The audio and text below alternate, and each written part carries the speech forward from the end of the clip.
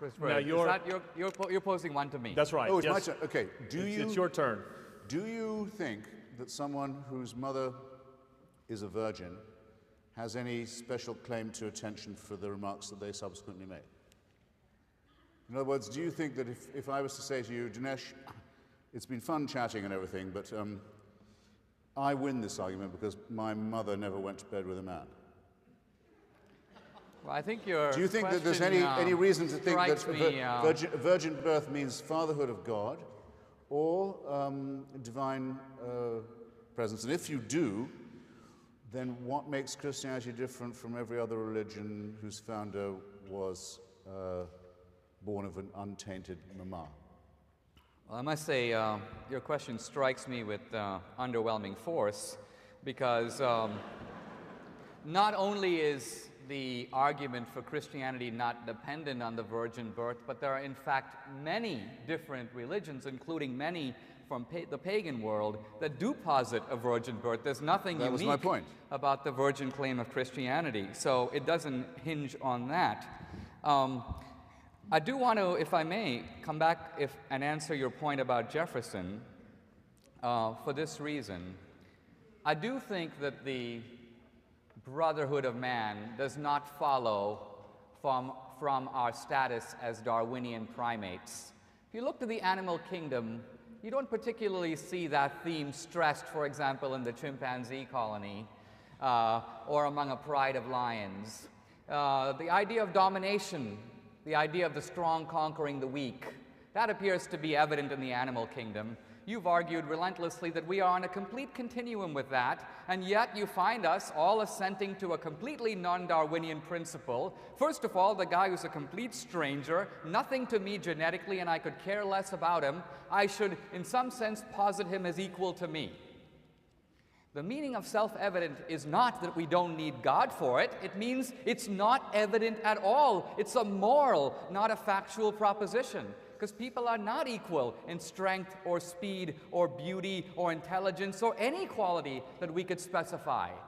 The self-evident means that there is a moral equality, and I want to ask you, what is its Darwinian origin? The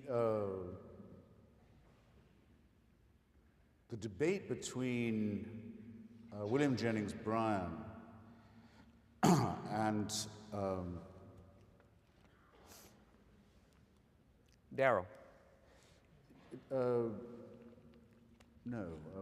Edgell Mencken and we're talking, I'm sorry, about the Scopes trial in Tennessee, Dayton, Tennessee. Klaus Darrow and Edgell Mencken. Turned to a great extent, there's a very brilliant essay by Gary Wills on this, on whether or not William Jennings Bryan's suspicion was correct, that social Darwinism was in the background. That in other words, that if the teaching of evolution by natural selection and random mutation, that's the bit that's often left out, was accepted, that it would mean that the poor, the lame, the halt, the weak, and so on could be simply told, well, it's just too bad. You are that way because nature has made you so. Now, as anyone here can tell, there is no necessarily such corollary. There might be someone who says that's so, but it would not be, I think, discernible by anyone here that I, for example, who do believe that we have evolved by random mutation combined with natural selection for success in certain genes, believes that someone who is born blind or deaf and so on is simply to be left by the wayside. There's no such corollary. Knowing that the stronger are likelier to survive, knowing that, for example, you must all do this, write to the National Geographic, get your genome done, go to the man who's designed the National Geographic's Human Genome Project, see what you can get if you send them the scrubbings of the inside of your cheeks in a solution that they'll send you. It costs $100. They'll tell you exactly where in Africa your mother came from. They'll tell you by what means she got to where you and your ancestors were born. It's remarkable, absolutely remarkable. 75,000 years ago, our species was down to, we think, maybe 2,000 to 3,000 specimens in Africa. A horrifying thought for us. That's the nearest we came to extinction. probably because of a catastrophic weather event of a Krakatoa kind in Indonesia, a climatic crisis of the kind we may face again. Managed to get off the savannah, for which we're adapted, and out and up to the north in some coolness. Well, we could have gone the way that we know for sure thing 98.9 of all species ever to have existed on this earth have gone to extinction. Now, I have to return the question, therefore. What designer did that to 98.9% of all of the species he ever created, and nearly to us too? If you're going to argue for that authority, if you're going to say that's the one in which you put your faith, you only rephrase the question.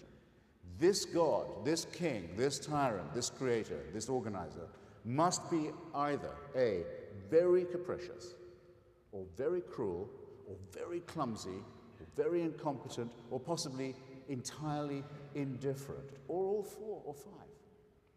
So you have not advanced 1 millimeter towards an explanation by proposing that all of these extraordinary events require a belief in a God. And you have suggested, though, that you would be willing to worship someone who was tyrannical to a degree unknown, unimaginable, undreamed of in the history of human despotism. You cannot get out of that moral and intellectual dilemma. Nothing you have said this evening, and I predict nothing you will say, will extricate you from it either. Well, I won't get out of it unless you put a question to me. Well, I'll leave the question where it lies if you wish, or I get it. rephrase it. I see the question. Is your designer either cruel or clumsy, or perhaps unknowing or uncaring of the effect he has on his randomly created species?